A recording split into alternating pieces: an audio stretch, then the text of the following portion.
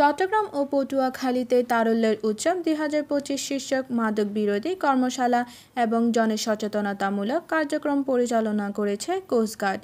মঙ্গলবার ২৯ জুলাই বিকালে coast guard media কর্মকর্তা লেফটেন্যান্ট কমান্ডার সিয়ামুল হকে তথ্য জানান, প্রতিষ্ঠান লগ্ন থেকে বাংলাদেশ কোস্টগার্ড উপকূলীয় এবং নদী তীরবর্তী অঞ্চলে জনগণের সেবায় নিরলসভাবে কাজ করে আসছে।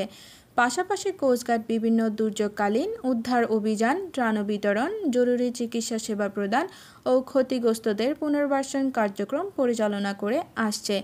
এরই ধারাবাহিকতায় আজ ২৯ জুলাই কোস্টগার্ড বেস চট্টগ্রাম ও অগ্রযাত্রা কর্তৃক তারল্যের উৎসব ২০২৫ শীর্ষক মাদক বিরোধী বিষয়ে কর্মশালা এবং জনসচেতনতামূলক কার্যক্রম পরিচালনা করা হয়।